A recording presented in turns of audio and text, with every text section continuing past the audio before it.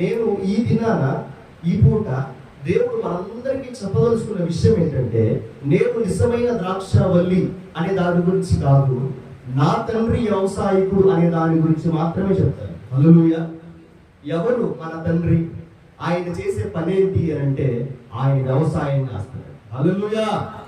ఈ గ్రామం దేనికి పేరు అని అంటే, నాకు తెలిసి వ్యవసాయం చేయడం మంచి పేరు అని నేను విన్నా. నిజమేనా? ఈ గ్రామంలో 3 పంటలు పండుతాయని నాకు వినికిడి. ఎందుకు అంటే పుష్కలంగా నీళ్లు ఉంటాయి, చక్కగా పంటలు పండుతాయని చెప్తా ఉంటే నేను విన్నాను.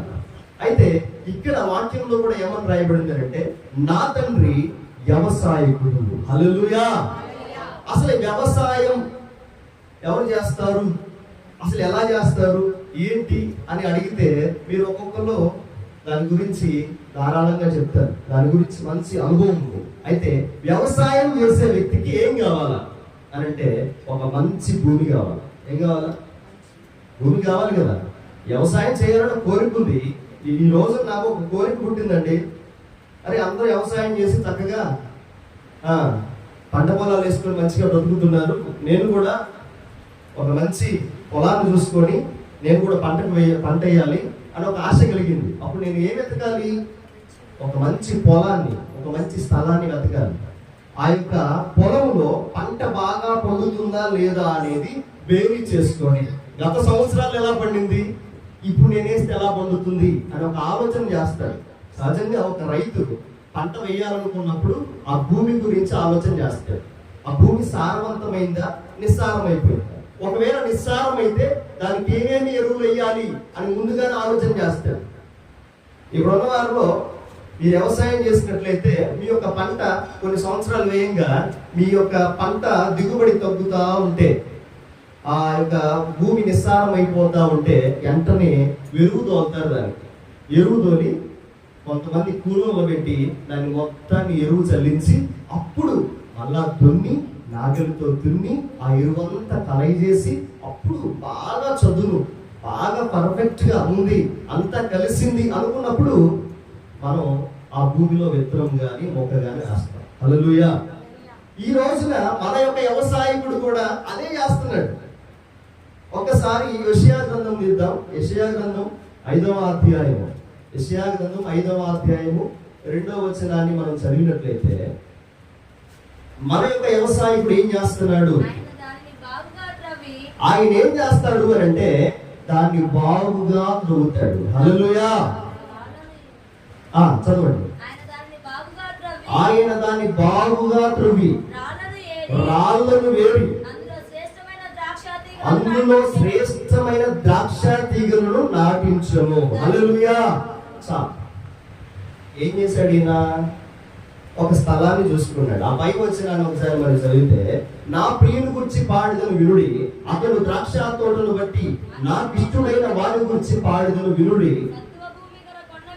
సత్వ భూమి గల కొండ మీద నా ప్రియునికి ఒక ద్రాక్ష తోట ఉండెను. హల్లెలూయా. దేవుడు వ్యవసాయం చేస్తున్నాడు. ఆయన వేసే పంట ఏంటయ్యా అంటే ద్రాక్ష తోట. హల్లెలూయా. ఆయన ఏం వేయాలనుకున్నాడు, ఎక్కడ వేయాలనుకున్నాడంటే సత్తువ గల భూమిలో మాత్రమే ఒక పంట వేయాలనుకున్నాడు. ఆ పంట పేరు ద్రాక్ష తోట. హల్లెలూయా. ఆ ద్రాక్ష తోట వేయాలనుకున్నాడు, తన మనసులోకి వచ్చింది. కానీ మొట్టమొదట చేసిన పని ఏంటయ్యా అంటే సత్తువ గల భూమిని ఆయన చూసుకున్నాడు. హల్లెలూయా. ఈ మాటలు వింటున్నప్పుడు నాకు ఒక తెలియని ఉద్రేకత వస్తుంది. ఎందుకో తెలుసా? ఆ మాటలో ఉన్న మర్మం నాకు అర్థమవుతా ఉంటుంది. ఆయన సత్వమైన భూమిని ఎన్నుకుంటాడు, నిస్సారమైన భూమిని ఎప్పటికీ ఎన్నుకుంటాడు. ఎవరైతే సత్వ కలిగి ఉంటారో, ఎవరైతే దేవుని యొక్క పరిచర్యలో వాడబడతారో, ఎవరైతే ఆయన పని చేయగలుగుతారో వారిని మాత్రమే దేవుడు ఎన్నుకుంటాడండి. వారిని మాత్రమే ఎన్నుకుంటాడు. వారిలో మాత్రమే ఆయన ఫలాన్ని చూడాలనుకుంటాడు. నిస్సారమైన భూమిని ఆయన ఎప్పటికీ ఎన్నుకోడు. ఇక్కడ వచ్చిన మీ అందరిని బట్టి నేను చాలా సంతోషిస్తున్నాను. ఇక్కడ దాకా వచ్చారు అని అంటే మీరు సత్తువ గల భూమి, ఆయనకు మీరు ఇష్టలై ఉంటారు. హల్లెలూయా. దేవుడు లోకాన్ని ఎంతో ప్రేమించాడు. ఆయన ఇప్పటికీ లోకాన్ని ప్రేమిస్తున్నాడు. కానీ ఆయన ప్రేమను ఎందరూ అంగీకరిస్తారో వారి ద్వారానే తన కార్యాలు వెల్లడి చేసుకుంటాడు. హల్లెలూయా. ఇక్కడ ఏం చేస్తున్నాడు? ఆయన ఒక కొండ ప్రాంతాన్ని ఎన్నుకున్నాడు. ఆ కొండ ప్రాంతంలో ఏం కనిపించింది అంటే సత్తువ గల భూమి కనిపించింది. ఆ సత్తువ గల భూమిలో ఏం వేయాలనుకున్నాడు? ద్రాక్ష తోట వేయాలనుకున్నాడు. ద్రాక్ష తోట వేయాలి అంటే ముందు ఏం కావాలా? ఆ ద్రాక్ష తోట తీగలు కావాలా. ద్రాక్ష తోట విత్తనాలు వేయరు. ఆల్రెడీ ఇప్పుడు మనం మిరప మొక్కలు ఎలా నాటుతామో వాటికి కూడా ఆల్రెడీ వేయబడిన కొన్ని మొక్కల్లాగా ఉంటాయి. అవి తీసుకొచ్చి భూమిలో నాటుతారు. వాటికి ఒక పందిర్లాగా చేస్తారు. వీటికి సెట్టింగ్ మొత్తం దేవుడు ముందుగానే ప్రణాళిక వేసుకొని ఒక మంచి భూమిని చూసుకొని ఇక్కడ యెషయా గ్రంథంలో చదవబడినట్లుగా దాన్ని బాగుగా త్రవ్వాడు. ఏం చేశాడు? భూమిని బాగుగా త్రవ్వి రాళ్ళు ఎన్నైతే రాళ్ళు ఉన్నాయో ఆ రాళ్ళన్నీ ఏరాడు. అర్థం చేసుకోండి, ఆ భూమి ఎవరో కాదు, నువ్వు నేను. మనము ఏం చేస్తున్నాడు దేవుడు అని అంటే మనలో ఉన్న రాళ్ళను తీసివేస్తున్నాడు. మనలో ఉన్న ఆ యొక్క కల్మషాలను తీసివేస్తున్నాడు. మనలో ఉన్న ఆ యొక్క పాపపు బీజాన్ని ఆయన తీసివేస్తున్నాడు. ఎప్పుడో నీవు నేను ఆయన్ని నిజరక్షకుడిగా అంగీకరించినప్పుడు మాత్రమే జరుగుతుంది. హల్లెలూయా. దేవునికి సత్తువ గల భూమిగా మనం ఎప్పుడైతే అయ్యా నేను నీకు ఇష్టమైన పాత్రగా వాడబడతానయ్యా అని ఎప్పుడైతే నిర్ణయం తీసుకుంటామో అప్పుడు ఆ క్షణాన దేవుడు ఏం చేస్తాడంటే నీలో ఉన్న ఆ యొక్క వ్యర్థమైన వాటినన్నింటినీ తీసేస్తాడు. హల్లెలూయా. ఇక్కడ యెషయా గ్రంథంలో అదే చెప్తా ఉన్నాడు. ఇదిగో ఆయన ఏం చేశాడు? రాళ్ళను బాగుగా త్రవ్వి రాళ్ళను ఏరి అందులో శ్రేష్టమైన ద్రాక్ష తీగలను నాటించను. హల్లెలూయా. మరి ఆ ద్రాక్ష తీగలు ఎక్కడి నుంచి వచ్చాయి? సత్తువ గల భూమి ఉందండి. ఇక దాన్ని అంతగా సిద్ధపరిచాడు. కానీ ఆ ద్రాక్ష తీగలు ఎక్కడి నుంచి తెచ్చాడో తెలుసా? ఒకసారి ఇర్మియా గ్రంథం చదువుదాం. ఇర్మియా గ్రంథం 2వ అధ్యాయం. ఇర్మియా గ్రంథం 2వ అధ్యాయము 21వ వచనాన్ని చదువుదాం. శ్రేష్టమైన ద్రాక్షావల్లి వంటి దానిగా నేను నిన్ను నాటి తిని కేవలము నిక్కమైన విత్తనము వలనే చెట్టు వంటి దానిగా నిన్ను నాటి తిని చాలు. ఆయన ఎలా నాటాడు అనంటే శ్రేష్టమైన ద్రాక్షావల్లిగా ఆయన నిన్ను నన్ను నాటాడు. హల్లెలూయా. ఎలా నాటాడు? శ్రేష్టమైన ద్రాక్షావల్లిగా నిన్ను నన్ను నాటాడు. అయితే ఆ యొక్క ద్రాక్షావల్లి ఎక్కడి నుంచి తెప్పించాడు అంటే కీర్తనల గ్రంథం చదువుదాం. 80వ కీర్తన 8వ వచనంలో ఆయన ఈ విధంగా రాశాడు. 80వ కీర్తన 8వ వచనంలో నీవు ఐగుప్తు నుండి ఒక ద్రాక్షావల్లిని తెచ్చితివి, అన్య జనులను వెళ్ళబట్టి దాన్ని నాటితివి. హల్లెలూయా. ఈ మాట మన అర్థం ఏంటో తెలుసా? దేవుడు చరిత్రలోకి తీసుకెళ్తున్నాడు మనల్ని. ఒకప్పుడు ఐగుప్తి బానిసత్వంలో ఎవరున్నారు అంటే ఇజ్రాయేల్ ప్రజలు ఉన్నారు. వాళ్ళు దాదాపుగా 430 సంవత్సరాలు ఐగుప్తు కింద బానిసలుగా బ్రతికి వెట్టి చాకులు చేసి ప్రభువా మమ్మల్ని రక్షించయ్యా, ఈ యొక్క బాధను ఇదిగో మేము భరించలేకపోతున్నామయ్యా అని వేడుకునగా ఆయన ఐగుప్తులో నుంచి ఆ ద్రాక్ష తీగలను తీసుకొచ్చి ఎక్కడ నాటాడు? ఆ సత్తు గల భూమిలో నాటాడు. హల్లెలూయా. ఎక్కడి నుంచి తీసుకురాబడ్డాం? మనం అందరం ఐగుప్తులో నుంచి తీసుకురాబడ్డాం. ద్రాక్ష తీగలను ఆయన ఎక్కడి నుంచి తీసుకొచ్చాడు అంటే పాపభరితమైన లోకంలో నుంచే తీసుకొచ్చాడు. ఆ ద్రాక్ష తీగలు అప్పటికి ఎలా ఉన్నాయంటే ఆ యొక్క ద్రాక్ష తీగల్లో కొన్ని బలహీనతలు ఉన్నాయి. ఆ బలహీనంగా ఉన్నప్పుడే నిన్ను ఆయన తీసుకొని వచ్చి ఎక్కడ నాటాడు తెలుసా? సత్తు గల భూమిలో నాటాడు. హల్లెలూయా. ఆ సత్తు గల భూమిలో ఎప్పుడైతే ఆయన నాటాడో ఇక నీలో ఉన్న బలహీనతలన్నీ ఒక్కొక్కటిగా దూరం అవటం వచ్చింది. హల్లెలూయా. ఈ రోజున ఎక్కడో ఉన్న నిన్ను, ఏ ప్రాంతంలోనో, అసలు నువ్వు ఏం చేస్తున్నావో, ఎక్కడున్నావో, నీ పని ఏంటో, అసలు నీ జీవిత విధానం ఏంటో, ఒకప్పుడు నీ జీవితం ఏంటో, నీ జీవితాన్ని నువ్వు జీవిస్తూ ఉండగా దేవుడు నిన్ను అక్కడి నుంచి పిలిచాడు. హల్లెలూయా. అక్కడి నుంచి పిలిచి నీలో ఏదైతే బలహీనతలు ఉన్నాయో, నిన్ను ఏదైతే వేధిస్తా ఉందో, ఏ పాపం అయితే నిన్ను వెంబడిస్తా ఉందో, ఏ బలహీనత నిన్ను వెంబడిస్తా ఉందో, వాటన్నిటిని ఒక్కొక్కటిగా నువ్వు ఆయన పొలములో నాటబడిన దగ్గర నుంచి ఆయన నిన్ను బాగుగా చూసుకోవడం మొదలుపెట్టాడు. హల్లెలూయా. ఈ రోజున మన యొక్క విశ్వాస జీవితం ఇదేనండి. మన యొక్క విశ్వాస జీవితం ఇదే. ఐగుప్తులో ఉన్న మనల్ని, సాతాను చెరలో, సాతాను కోరలో ఉన్న మనల్ని ఆయన ఏం చేశాడు? ఆ యొక్క బంధకాలంలో నుంచి విడుదల కలుగు చేసి ఆయన మనల్ని తీసుకొచ్చాడు. హల్లెలూయా. తీసుకొచ్చి ఏం చేశాడు? సత్తువ గల భూమిలో ఆయన నాటాడు. ఇంకా కింద చదివితే 80వ కీర్తన 9వ వచనం, దానికి తగిన స్థలంలో సిద్ధపరిచితివి, దాని వేరు లోతుగా పారి అది దేశం అంతటా వ్యాపించెను. హల్లెలూయా. నేను ఒక మాట చెప్తాను. ఇప్పుడు జరుగుతున్న సిచ్యువేషన్ గురించి ఒక 2 నిమిషాలు మాట్లాడదాం అనుకుంటున్నాను. ప్రపంచ దేశాలు ఉన్నాయి, మన భారతదేశం ఉంది, ఇలా రకరకాల దేశాలు ఉన్నాయి. కానీ ఇప్పటికీ అతి చిన్న దేశంగా ఒక దేశం ఉంది. ఆ దేశాన్ని దేవుడు ఎన్నుకున్నాడు. ఇప్పుడే కాదు, ఆయన ఎప్పుడో ఎన్నుకున్నాడు. ఆ దేశము ఇప్పటికీ అది చిన్న దేశమే, కానీ దానితో ఎవరు యుద్ధానికి దిగినా వాళ్ళు గెలవలేకపోతా ఉన్నారు.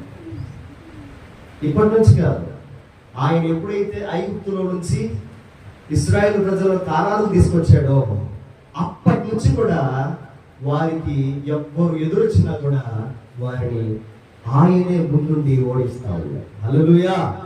ఈ రోజున ఇజ్రాయెల్ దేశం అత్యంత శక్తివంత దేశాల్లో ఒకటిగా ఉందండి. అది చిన్న దేశమే.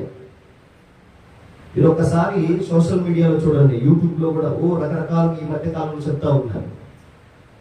ఎందుకు అదంతా అంత శక్తివంతంగా ఉంది అని అంటే అది ఆయన ఏర్పాటు చేసిన దేశం. హల్లెలూయా.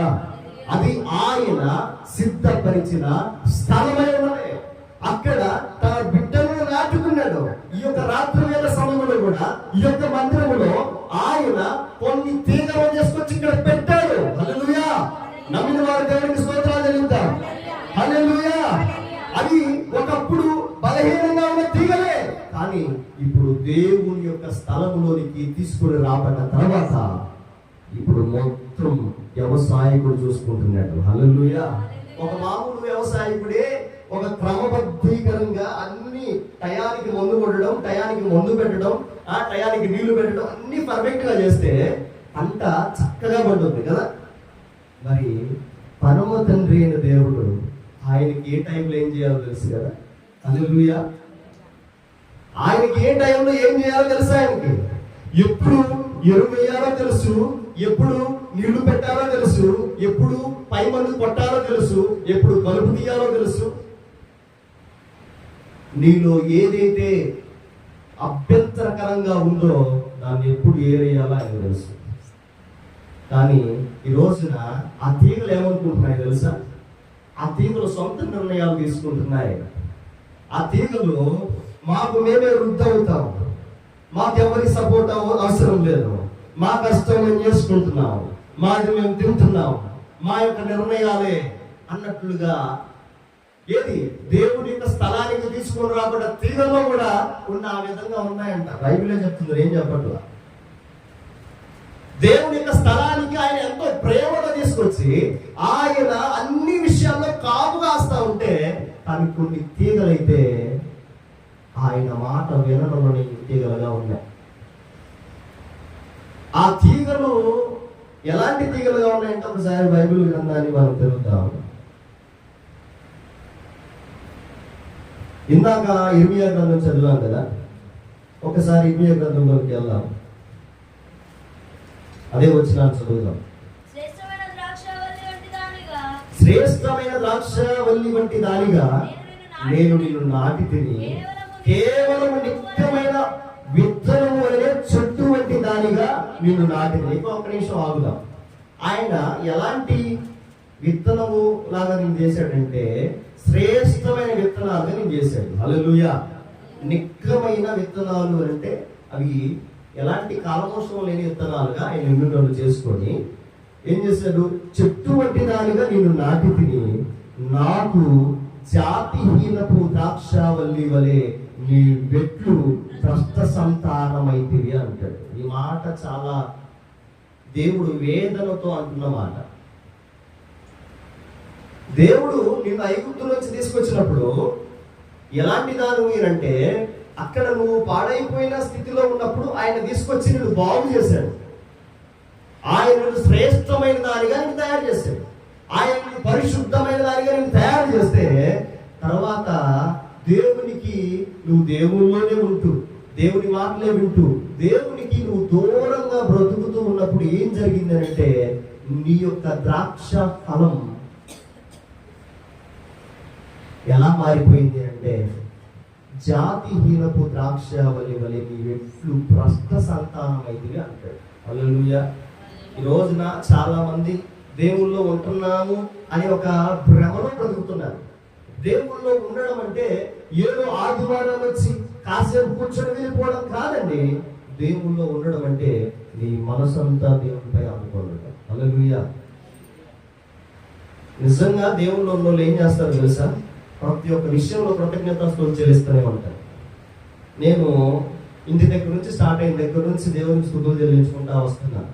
ప్రభువా, అయ్యా నన్ను మరొకసారి అక్కడ తీసుకెళ్తున్నావయ్యా, నీకు వందనాలయ్యా, వందనాలయ్యా, ఇదిగో నా మార్గ మధ్యంలో నువ్వు తోడుచున్నందుకు వందనాలయ్యా అని ఈ యొక్క చిన్న సందర్భంలోనే కాదు ప్రతి ఒక్క విషయంలో మనం దేవునికి కృతజ్ఞత చెల్లించే వారిగా ఉండాలి. హల్లెలూయా. ఈ రోజున ఆయన మనకు వ్యవసాయకుడే ఉండి ఆయన మన బాగోగులు చూసుకుంటున్నప్పుడు మనము కూడా ఆయనకు నమ్మకమైన వ్యక్తులుగా ఉండాలి. హల్లెలూయా. ఈ రోజున నిన్ను నన్ను ఆయన ఆ యొక్క పొలంలో వేసి ఏం చేయాలని ఆశపడుతున్నాడు తెలుసా? నీ నుంచి నా నుంచి ఏం కోరుకుంటున్నాడు తెలుసా? ఆయన కోరుకునేది ఫలము. ఏంటిది? నీవు నేను ఫలించాలని మాత్రమే కోరుకుంటున్నాడు. నిన్ను నన్ను అమ్మాలని కోరుకోవట్లేదు. గుర్తుపెట్టుకోండి. రోజున మన పంట పొలాలు ఎందుకు వేస్తాము అని అంటే పంట బాగా పండాలని రైతు పంట పొలాలను వేస్తాడు.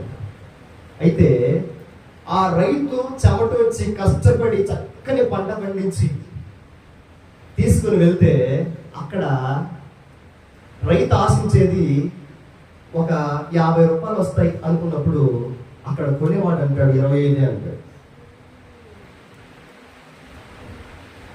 రైతేమో విపరీతంగా అసలు పెట్టుబడి పెట్టి కష్టపడి అంతా చేసి అక్కడికి వెళ్తే 50 కాస్త 20 చేస్తారు, సగానికి సగం తగ్గిస్తారు కొనేవాళ్ళు.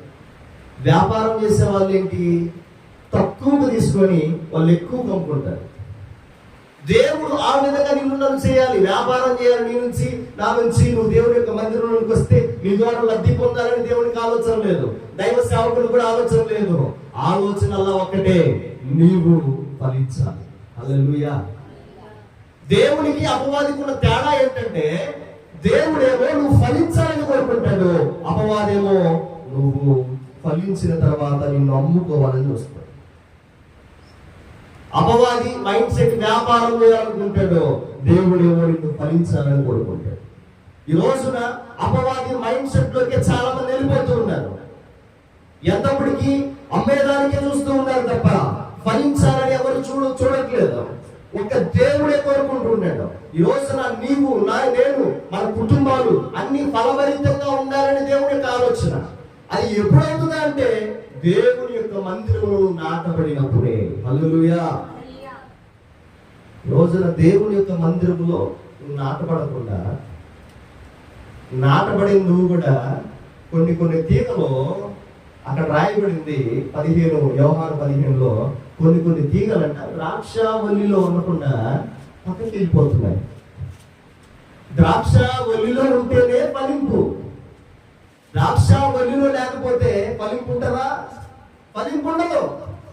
అపవాదిగాడు నిన్ను స్వాధీనం చేసుకుంటాడు. బైబిల్ గ్రంథంలో రాయబడ్డాయి, ద్రాక్షాల గురించి రకరకాలుగా రాయబడ్డాయి. ఏమైనా తెలుసా?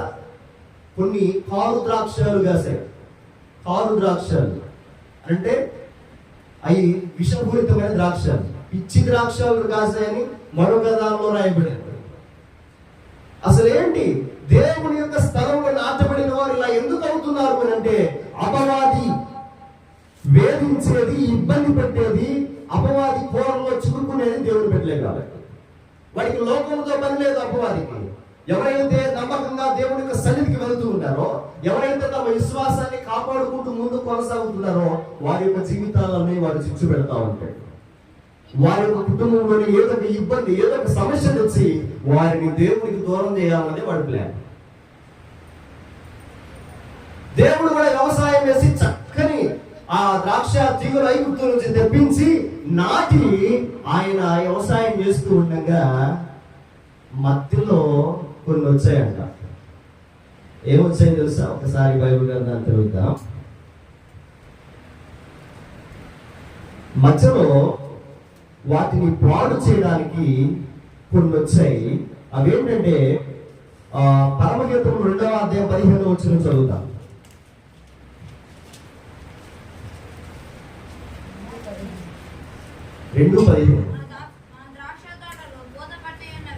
నా ద్రాక్ష తోటలో పూత పట్టి ఉన్నవి.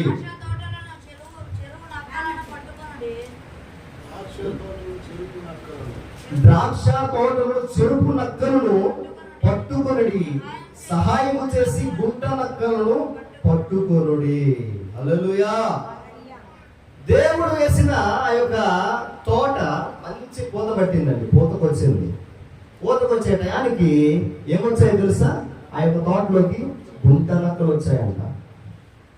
ఏమొచ్చాయి? గుంట నక్కలు. ఎక్కడికి వచ్చాయి? దేవుడి యొక్క తోటలోనికి వచ్చాయి. దేవుడు వేసిన ఆ యొక్క స్థలంలోనికి వచ్చాయి. వచ్చి ఏం చేస్తున్నాయి? బాగా పూత పట్టి ఇక కాపుకు దగ్గర అవుతున్న సిచ్యువేషన్ లో ఉన్న ఆ యొక్క ద్రాక్ష తీగలను పట్టి లాగేస్తున్నాయి. అప్పుడే దేవుని బిడ్డలారా, దేవుడి సంఘములో నేటి కాలంలో ఇదే జరుగుతూ ఉంది. ఏ సంఘం అయితే చక్కగా దేవుడిలో వర్ధిల్లుతా ఉందో, ఏ సంఘం అయితే మంచి ప్రార్థనా జీవితాన్ని కలిగి ఉంటుందో, అలాంటి జీవితాలు, అలాంటి సంఘాలలో అపవాది గారు గుంట నక్కలను పంపిస్తున్నాడు. జాగ్రత్త. వ్యర్థమైన బోధ చేసే వాడిని పంపిస్తున్నాడు. ఏ సంఘం అయితే సేవకుడు కట్టి అహర్నిశలు కష్టపడి దానికోసం ప్రయాసపడి రాత్రనగా పగలనగా ప్రార్థన చేస్తూ ఆ యొక్క సంఘ క్షేమం కొరకు ఉపవాసాలుండి ప్రార్థనలు చేస్తున్న దైవ సేవకుని కాదని రోజున సంఘం పక్కకి వెళ్తున్నారంటే కారణం ఏంటో తెలుసా? గుంట నక్కలు ఎక్కువైపోయాయి. పంట మంచి పూతకు వచ్చిందండి. ఇక కొద్ది రోజులు ఉంటే ఆ పూతంతా కాయ అవుతుంది, మంచి ఫలాలు ఫలిస్తుంది. అలాంటి టైంలో గుంటనక్క వస్తున్నాడు. జాగ్రత్త. వాడు ఏం చేస్తాడు తెలుసా? కళ్ళబొల్లి మాటలు చెప్పి నువ్వున్న సంఘం నుంచి నువ్వు పక్కకు పట్టిస్తాడు. ఇది సత్యం కాదు, ఇక్కడ నేర్చుకునేది ఏమి లేదు, ఇదిగో నా దగ్గరకు రా, ఇది చాలా మర్మాలు నేర్పిస్తా. రోజున నేర్చుకోవాల్సిన మర్మాలు కాదండి, ఆత్మను అభివృద్ధి చేసుకోవాలి. హల్లెలూయా. అన్న బైబిల్ గ్రంథంలో 84 సంవత్సరాలు దేవుని యొక్క మందిరంలోనే ఉండి ఒక ఆమె పరిచయం చేసినట్టు రాయబడింది. యేసు ప్రభు కాలంలో లోకాసువార్తలో రాయబడుతుంది అన్నమాట. ఆమె భర్తతో 7 సంవత్సరాలే కాపురం చేసిన తర్వాత భర్త చనిపోయాడు. భర్త చనిపోయిన దగ్గర నుంచి 84 సంవత్సరాలు మందిరంలోనే ఉంది. ఆమె బయటికి వెళ్ళినట్లుగా కూడా లేదు. ఆమె ఏం సత్యం నేర్చుకుంది? ఆమె నేర్చుకుందల్లా ఒక్కటే, నా జీవిత కాలం అంతా నేను దేవుడి యొక్క పరిచర్యలో ఉన్నాను. హల్లెలూయా. ఈ రోజున మర్మాలు ఎవరికి తెలియాలంటే దైవ సేవకులు తెలిస్తే సరిపోదా? దైవ సేవకుల దగ్గర నుంచి మీ దగ్గరకు వస్తే అదండి ఫలము.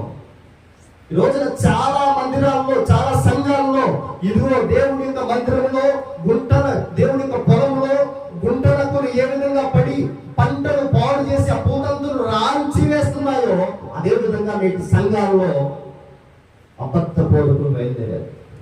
ఏర్పరచబడిన వారిని సైతం అపవాది మోసం చేస్తా ఉందంటే మీరు వాటి వలలో చిక్కుకోమాకండి.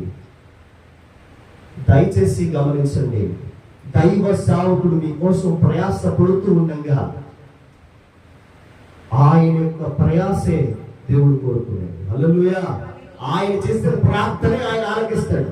రోజున పాటుపడిన వ్యవసాయకుడు ఉన్నాడండి, బాగా కష్టపడి మంచి వ్యవసాయం చేశాడు, విత్తనం వేసాడు, పంట చేతికి వచ్చే టయానికి ఇది సరికాదు, ఇక్కడ నువ్వు ఉండకూడదు, అసలు నువ్వు ఇక్కడ ఉంటే పెద్ద ఫలించు, నువ్వు మా దగ్గరకు వచ్చేయి అని అంటే అది ఏమన్నా న్యాయం ఉంటుందా?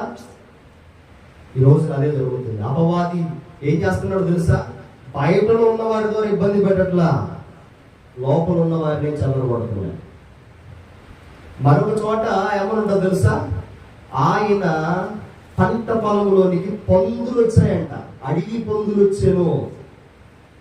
అడవి పందులు చక్కగా ఏపుగా పెరిగిన ఆ యొక్క మొక్కలన్నిటిని, ఆ తీగలన్నిటినీ పీకి పారేస్తా ఉన్నాయి అని రాయబడింది. నా పేరు దేవుని బిడ్డలారా, రోజున ఏం జరుగుతుంది అంటే ఎవరైతే దేవుని యొక్క సేవను వాడబడుతున్నారో వాడబడిన వారిని మరొకడు చేంజ్ చేస్తాడంటే నువ్వు ఉండాల్సిన ప్లేస్ ఇది కాదు, రా అని చెప్తున్నాడు. దయచేసి మీరు ఆ యొక్క గుంటనప్పుడు చెప్పే మాటను మీరు వినవచ్చు. మీరు ఎక్కడైతే నాటబడ్డారో అక్కడే ఫలింపు ఉంటుంది.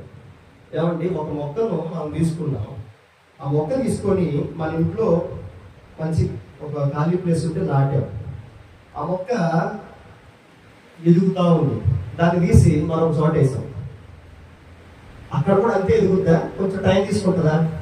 కొంచెం టైం తీసుకుంటుంది. అక్కడ నుంచి ఇంకో చోట వేసాం, ఇంకా ఎక్కువ టైం తీసుకుంటుంది. అక్కడ నుంచి ఇంకో చోట వేసాం.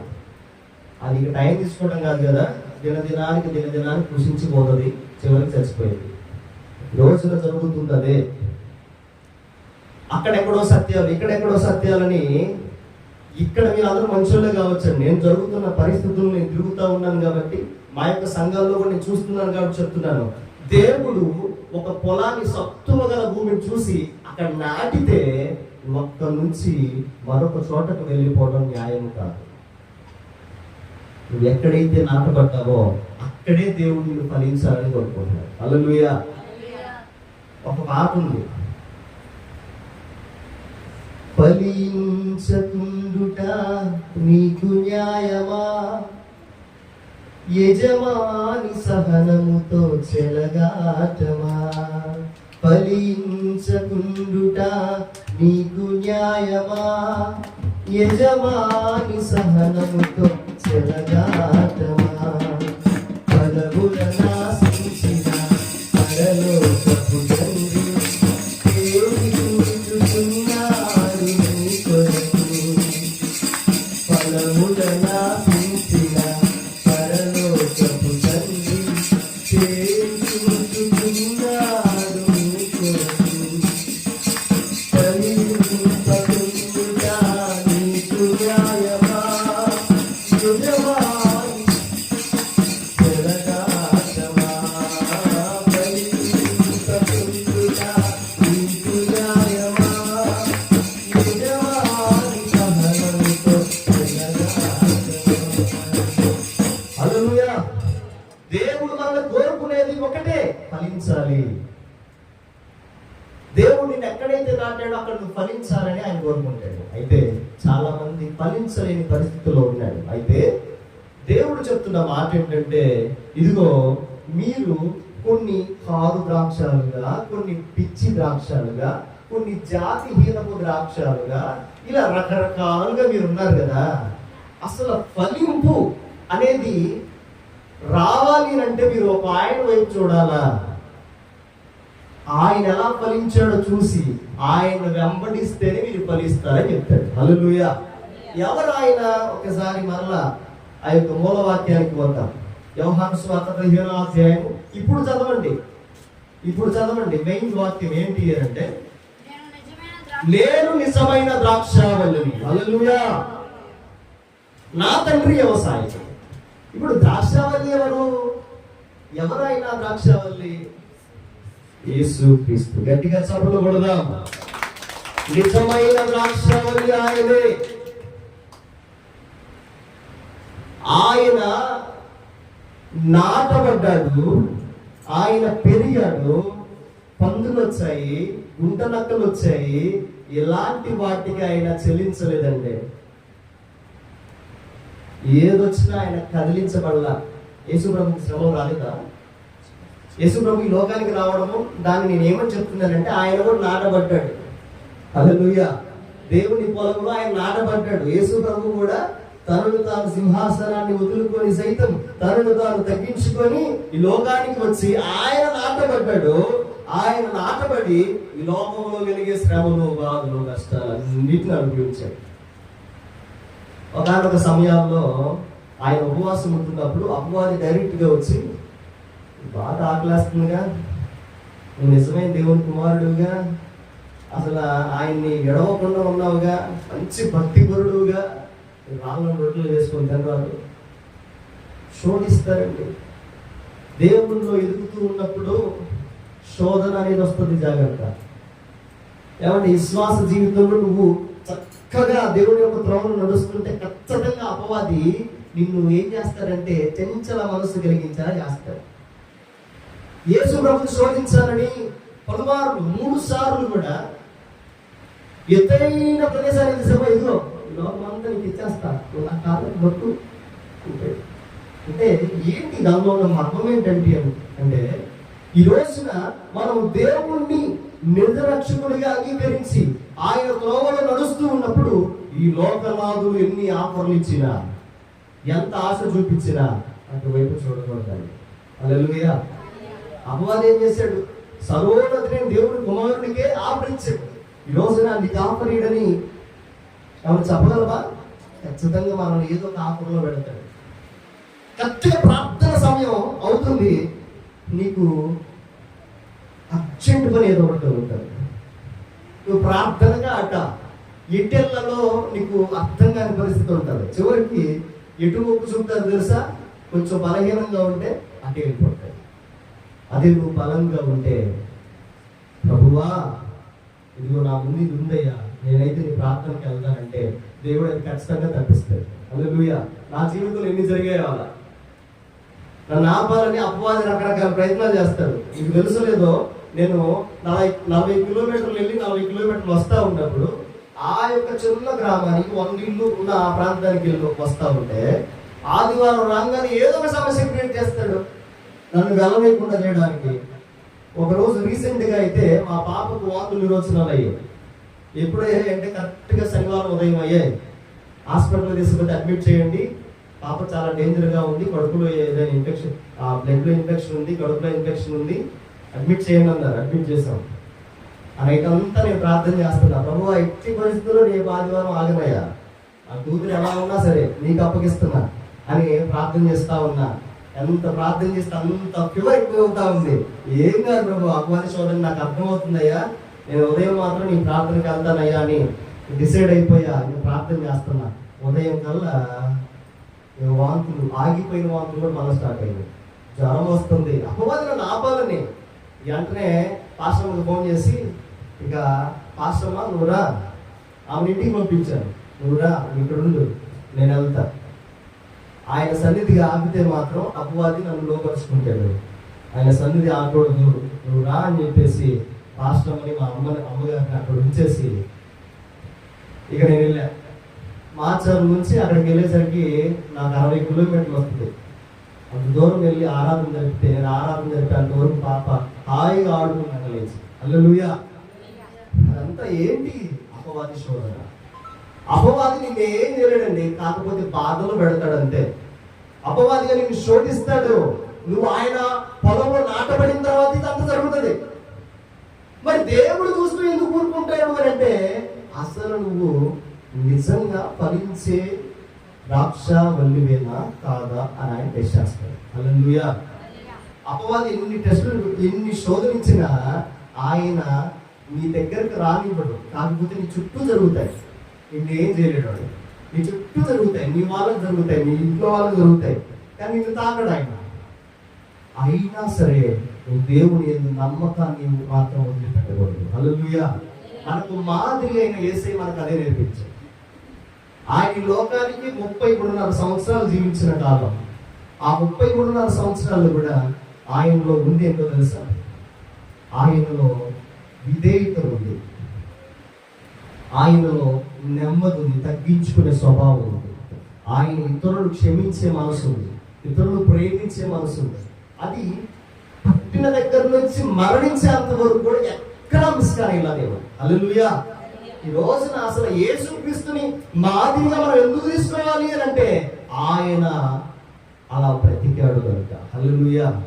మొట్టమొదటి ఫలం ఏంటో తెలుసా? దేవుడే. హల్లెలూయా. దైవ కుమారుడే మొట్టమొదటి ఫలం అంటే. అంతకుముందు ఎంతో మంది ప్రవక్తలను పంపాడు ఆయన, ఎంతో మంది ప్రవక్తలను పంపాడు, ఎంతో మంది దైవ సేవకులను పంపాడు. కానీ ఎవరు ఈయనంత పర్ఫెక్ట్ గా ఫలించలేదట. హల్లెలూయా. రోజున అందుకనే మనము ప్రార్థించేది ఎవరి కోసం, ఎవరి గురించి ప్రార్థన చేస్తాం? ప్రార్థన అంతా అయిపోయిన తర్వాత అయ్యా నీ నామంలో, యేసు నామంలో ఈ ప్రార్థనను అడుగుతున్నాను తండ్రి. ఎందుకంటావు తెలుసా? మనకి మొదట ఫలించింది ఆయన. హల్లెలూయా.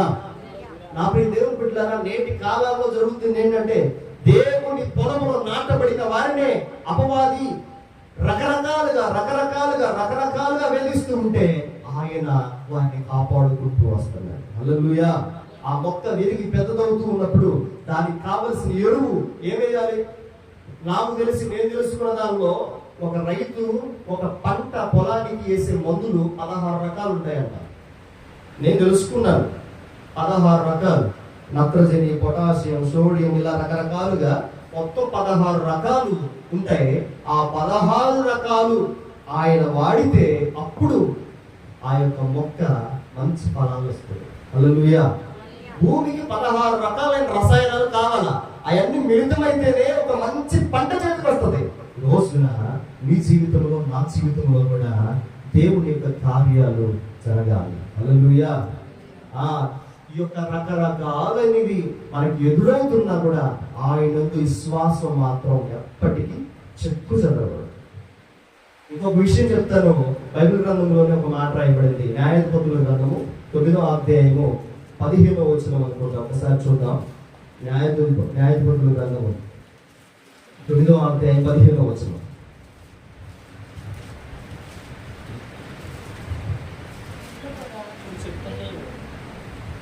చదువుతాం. 9:15. ముళ్ళ పొద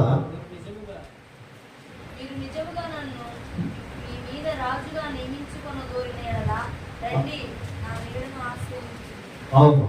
అక్కడ ముళ్ళ పొద ఏముంటది? ముళ్ళ పొదలు వచ్చి అడుగుతారు. అంతకు ముందు 12వ వచనం ఒకసారి చదువుదాం. అటు తర్వాత చెట్లు నీవు వచ్చి మమ్మల్ని ఏలమని ద్రాక్షావల్లిని అడుగ్గా ద్రాక్షావల్లి ఏమంటో తెలుసా? నేను దేవునికి మానవులను సంతోషపెట్టు నా ద్రాక్షారసము నేను ఇయ్యక మాని చెట్ల మీద రాజునై ఉండి ఇటు అటు ఊరుటకు నేను వచ్చదనా అని వాటితో అనిను. హల్లెలూయా.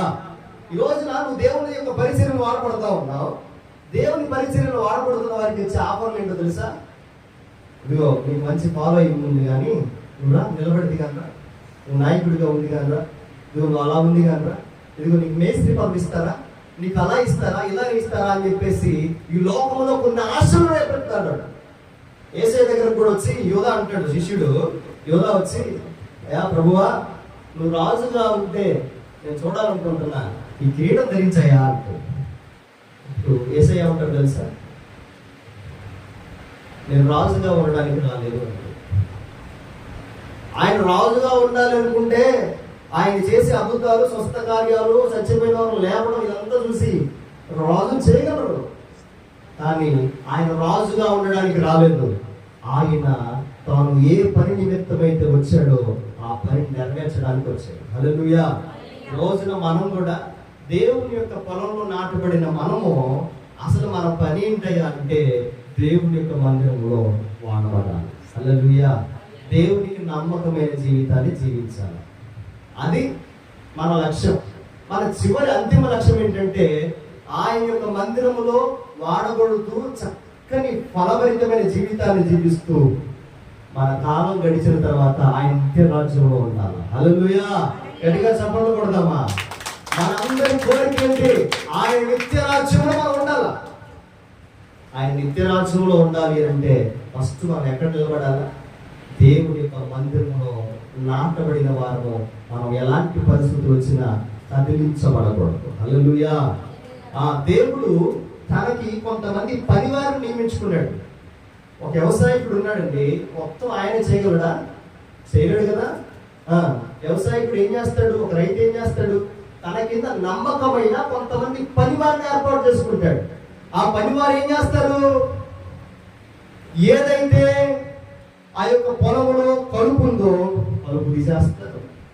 ఏదైతే ఆ పొలంలో రాళ్ళు ఉన్నాయో రాళ్ళు తీసేస్తారు. ఏదైతే ఆ పొలానికి ఆ యొక్క పురుగు పట్టిందో ఆ పురుగును ఆ యజమానుడు ఇచ్చే మందు తీసుకొని మొత్తం స్ప్రే చేస్తారు. అంతా పని ఎవరు చేస్తారు తెలుసా? దైవ సేవకుడు. ఆయన పొలంలో పరివారం మేము. మా బాధ్యత ఏంటంటే దేవుడు ఏదైతే చేయమన్నాడో అది చేస్తాం. ఎవరికైతే ప్రార్థన చేయమన్నాడో, ఎవరైతే రోగముతో ఉన్నారో దైవ సేవకుడు చేతుల నుంచి ప్రార్థన చేయగల ఎందుకు స్వతంత్ర జరుగుతుంది? ఆయన పరివారం కాబట్టి. హల్లెలూయా. రోజున పరివారం చేస్తున్న పనిని ఆ మొక్కలు, ఆ తీగలు, ద్రాక్ష తీగలు మాకు అవసరం లేదు అంటే ఫలిస్తాయా? ఫలించవు. ఏమండి, ఆ యొక్క మొక్కలకు ప్రాణం వచ్చి, ప్రాణం ముందులే మాటలు వచ్చి నువ్వు మాకు అవసరం లేదు. ద్రాక్ష తీగలు కాసేపు మాట్లాడుతున్నాయి అనుకుందాం. ఇప్పుడు నిజమైన ద్రాక్ష తీగలు మనం మాట్లాడతాంగా. కొన్ని సార్లు మాకు అవసరం లేదు, ఇవన్నీ మాకు తెలుసులే, ఇదిగో మేము ఇది ఎంత లేకపోయినా మేము దేవుళ్ళు ఉండగలం, మేము ప్రార్థనకు రాకపోయినా, మందిరానికి రాకపోయినా, మేము ఇంట్లోనైనా ప్రార్థన చేసుకోగలం అనేవాళ్ళు లేకపోలేదు. దేవుడు మాకు సెలవిస్తా ఉంది, నీవు మందిరంలో నాటబడింది, అక్కడ మాత్రమే నువ్వు ఫలించగలవు. హల్లెలూయా.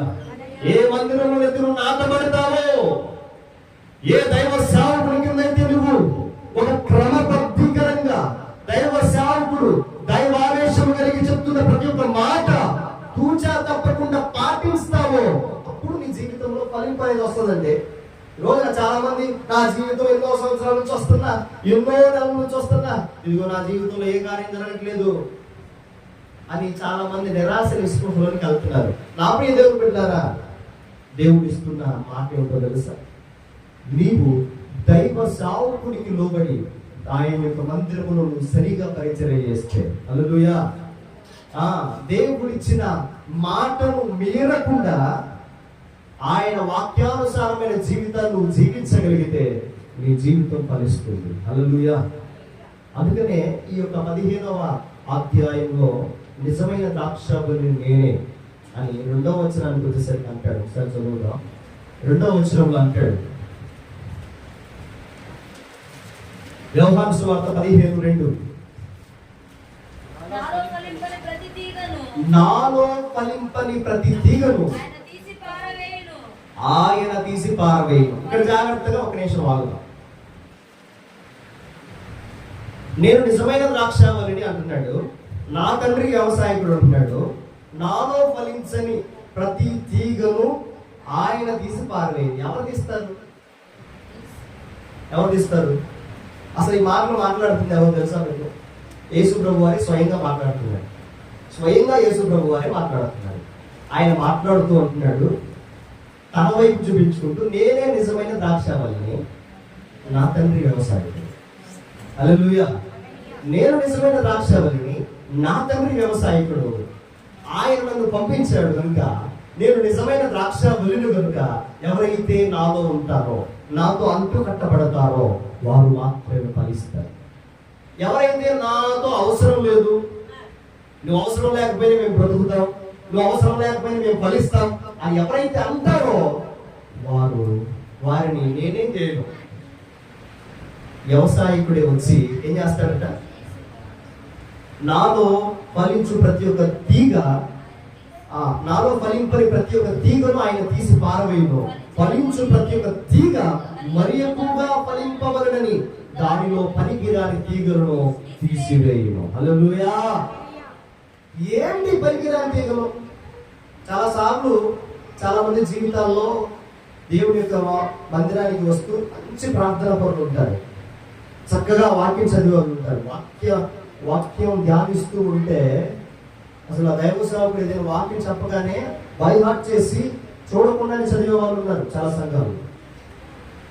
కొంతమంది బాగా ప్రార్థన చేసి దేవుడి యొక్క ఆత్మను పొందిన వారు కూడా ఉన్నారు. కొంతమంది ప్రవచించే వాళ్ళు ఉన్నారు. కొంతమంది పరిశుద్ధాత్మతో నింపబడిన వారు ఉన్నారు. ఎవరు? సంఘబిడ్డల్లోనే అనేకమైన కార్యాలు జరుగుతూ ఉంటాయి. అయితే దేవుడు అంటున్నాడు, వారిలో కూడా కొన్ని పనికిరాని తీగలు ఉంటాయి. ఆ తీగలను ఎప్పటికప్పుడు కట్ చేయాలంట. హల్లెలూయా. నువ్వు ప్రవచిస్తున్నా సరే, నువ్వు భాషలు మాట్లాడుతున్నా సరే, నువ్వు బైబిల్ గ్రంథాన్ని ధ్యానించినా సరే, నువ్వు మంచి ప్రార్థనా పర్వాలు అయినా సరే, నువ్వు లోకంలో ఉంటున్నావు కనుక నీలో కొన్ని తీగలు అవసరం లేని తీగలు కొన్ని ఉన్నాయి. అవి కట్ చేయడానికి దేవుడు నా సేవకులను పంపించాడు. హల్లెలూయా. నువ్వు ఖచ్చితంగా సేవకులు మాట వినవలసిందే. చాలా సంఘాల్లో ఇలానే మోసపోయి ఇక్కడ నాకు ఎందుకండి మా సంఘంలోనే నేను దేవుని యొక్క ఆత్మతో నేను ప్రకటిస్తూ ఉన్నప్పుడు నేను ఎలా దేవుని యొక్క ఆత్మను పొందానో, అసలు దేవుడు నన్ను ఎలా దర్శించాడో నా యొక్క సాక్ష్యాన్ని చెప్తూ వాక్యంలో నడిపిస్తూ ఉన్నప్పుడు ఒక అక్క దేవుని యొక్క ఆత్మను పొందింది. మంచి ప్రార్థన పర్వాలు దేవుని యొక్క ఆత్మను పొందింది. ఆమె ప్రార్థన చేస్తూ ఉంటే ప్రవచనాలు కూడా చెప్తా ఉంటాం. నేనైతే వ్యక్తిగతంగా చాలా సంతోషపడ్డా. అయితే ఆమె ప్రవచనాలు చెప్తూ ఏం జరుగుతుందంటే, ఆమెను వెలుగుతో ప్రేరేపించి ఏం చేస్తున్నాడంటే, ఇక్కడ నేను నియమించాను, ఇక్కడ నువ్వే చూసుకోవాలా, ఇక్కడ ఇంకా అంతా నీదే, ఇక్కడ ఎవరు నిలవలేరు అని ఇదని రకరకాలుగా ప్రవచనాలు చేసి సంఘంలో కనిపించేసేసింది. నేనేం అనలేదు, కాముగా ప్రార్థన చేస్తున్నా. ప్రభు నీ చిత్తమా ఇది? నిజంగా నువ్వే మాట్లాడావా? నువ్వు మాట్లాడలేదా? నాకు తెలియచే ప్రభు అంటే వెలుగుతుందని నాకు అర్థమైపోయింది. ఆ తర్వాత ఆమె ఎక్కువ కాలం అక్కడ నిలబడలా, వెళ్ళిపోయింది. మూటాన్ని చదువుకొని వేరే ప్రాంతానికి వెళ్ళిపోయింది. నా ప్రియ దేవుని బిడ్డలారా గమనించండి, ఎక్కడైతే నువ్వు నాటపడ్డావో అక్కడ నీ జీవిత కాలం అంతా నువ్వు ఎంత ఫలించినా సరే నువ్వు సేవకునికి లోబడి ఉండాల్సిందే. అలా ఉంటేనే నీకు ఆశీర్వాదం. ఏమంటే ఎంతో మంది భక్తులు అసలు 84 సంవత్సరాలు ఒక్క మందిరంలోనే అలా ఉండడం అనేది నాకు ఇప్పటికీ ఆశ్చర్యమేనండి. ఈరోజు మనం ఉండగలుగుతున్నావా? కాసి నీ మాటలు నేర్చుకోగానే పక్కన ఇంకొక సంఘాన్ని పెట్టేవాళ్ళు లేరంటారా? కొన్ని మాటలు వాక్యం చెప్పడం సేవకుడే అవకాశం ఇస్తాడు, ఇక వాక్యం చెప్పడం వస్తే చాలు వెంటనే సేవకుడు అయిపోతాం, వెంటనే ప్రీచింగ్ ఇచ్చేద్దాం అని ఆలోచన చేసేవారు లేరంటారా? అయితే నేను చెప్తున్నాను, దేవుని యొక్క వాక్యం సర్విస్తూ ఉంది, ఆయనలో ఉంటేనే నీకు ఫలింపు. హల్లెలూయా. నిజమైన ద్రాక్షావళి ఆయనే, ఆయనలో ఉంటేనే ఫలింపు. ఇదిగో నీలో పనికిరాని తీగలు కొన్ని ఉంటాయి, నువ్వు ఆయనలో ఉంటేనే ఆయన సరి చేస్తాడు. నువ్వు ఆయనలో లేకుండా నువ్వు బయట ఉన్నావనుకో ఆయన ఎప్పటికీ నేను సరిచేయడు. ఆయన ఎందరు అంగీకరించి ఎందరూ ఆయన దగ్గరకు వస్తారో వారినే ఆయన పూర్ణ సంతోషాలకు నిలయంగా చేస్తాడు. హల్లెలూయా. ఎవరైతే ఆయనకు లోబడి ఉంటారో వారిని ఆయన సరి చేస్తాడండి. వారినే తనకి ఇష్టమైన రూపంలోకి ఆయన తీసుకొచ్చుకుంటాడు. ఎవరైతే ఆయన మాట వినరో, మాట వినని ప్రతి ఒక్క తీగను ఆయన తీసి పడేస్తాడు. పడేసి తర్వాత దాన్ని కాల్ చేస్తాడు. నాకు దేవుడి బిడ్డలారా, మన తండ్రి వ్యవసాయకుడు. ఆయన ఇప్పటికీ వ్యవసాయం చేస్తూనే ఉన్నాడు. ఆయన ఇప్పటికీ ఆయన తన శ్రేష్టమైన తీగలను ఆయన కాపాడుతూనే ఉన్నాడు. హల్లెలూయా. ఆ యొక్క శ్రేష్టమైన తీగలు మంచి పూత వచ్చింది, ఆ పూత మంచి ఫలాలతో నిండాలనేది ఆయన కోరిక. హల్లెలూయా. నువ్వు ఫలాలతో నిండగానే ఆయన తీసి కోసుకొని తినేయడండి. నువ్వు ఫలించడమే ఆయన కావాలి. నువ్వు ఫలించడం అంటే ఏం తెలుసా? ఇదిగో నీ యొక్క కుటుంబం వృద్ధి చెందాలి, నీ కుటుంబము తరతరాలు దీవెనలతో నింపబడతాం. హల్లెలూయా. నీ యొక్క ఫలింపు దేవునికి ఏం కలుగు చేయదు, నీ యొక్క ఫలింపు నీకే ఆశీర్వాదకరంగా మారుతుంది. హల్లెలూయా. నీకు విషయం తెలుసా? మా తల్లి కన్నీటి ప్రార్థనలో మేము 3 సేవకులను కొనుక్కొని వచ్చాం. హల్లెలూయా. మా తల్లి మేము పుట్టిన కాడ నుంచి కన్నీళ్లు విడిచి ప్రార్థన చేస్తా అయ్యా నా బిడ్డలు ఎలాంటి లోకాశలు పోకూడదు ప్రభువా, అయ్యా నీలోనే ఉండాలయ్యా, నీ సేవ చేయాలయ్యా, మేమందరం నీ సేవ చేయాలయ్యా అని ప్రార్థన చేస్తా ఉంటే మేము విని పెరిగినాము. ఈ రోజున ముగ్గురు దైవ సేవకులం అయ్యా. హల్లెలూయా. మా తల్లి ప్రార్థన ఈరోజు మాకు ఆశీర్వాదాన్ని తీసుకొచ్చింది. ఈరోజు మీరు చేసే ప్రార్థన రేపు రాబోయే తరానికి ఆశీర్వాదం కావాలి. హల్లెలూయా. ఈ రోజున ఎంతమంది కూడారంటే దైవ సేవకులు ఎన్నో సంవత్సరాల నుంచి ప్రార్థన చేస్తాయా ఆ ప్రదేశం మారాలయ్యా అని ఎన్నో సంవత్సరాల నుంచి ప్రార్థన చేస్తే ఎంతమంది అయితే కూడారండి. ఈరోజు మీరు చేసే ప్రార్థన రేపు రాబోయే తరాలకు అనేకమైన ఆశీర్వాదాలను తీసుకుంటాము. కాబట్టి ప్రార్థన చేసే వాళ్ళకి చెప్తున్నాను, వాక్య పఠనం చేసే వాళ్ళకి చెప్తున్నాను, మీరు దేవుని యొక్క మందిరం నాటబడిన వారు మీరు ఎప్పటికీ కూడా వెనుదిరిగి చూడవద్దు. గుంటనక్కలు వస్తాయి, పందులు వస్తాయి, సాధ్యమైనంత వరకు మిమ్మల్ని గరిబిలు చేయాలని చూస్తాయి. మీరు ఎన్నటికీ వాటికి తలంచకూడదు. యేసు వైపు చూస్తూ ముందుకు కొనసాగాలి. హల్లెలూయా. ఆయనలో ఉంటేనే ఫలింపు, ఆయనలో లేకపోతే మన జీవితాలు ఎప్పటికీ ఫలించవు. కాబట్టి అలాంటి ఫలభరితమైన జీవితాన్ని దేవుడి యొక్క సంఘములో ఆశీర్వదించి నింపునుగాక. ప్రతి ఒక్కరి జీవితాలు ఫలింపులోనికి వచ్చునుగాక. దేవుడి యొక్క మాటలు దీవించి ఆశీర్వదించునుగాక. సమయించిన సాగుతున్నాను.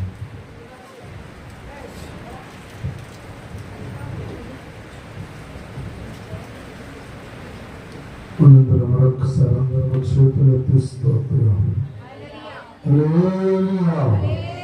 రాత్రి చక్కటి వర్తమానాలు ఇచ్చిన దైవ సేవకులకు ప్రత్యేకమైన వందనాలు. చక్కటి వాక్యాన్ని మనం విన్నాం. యేసయ్య పొలంలో మనం ఉన్నాం. ఎక్కడున్నాం? అందరూ చెప్పాలి. యేసయ్య పొలంలో ఉన్నాం. యేసయ్య పొలాన్ని యేసయ్య చూస్తూ ఉన్నారు. కనుక ఇది మంచి వ్యవసాయం.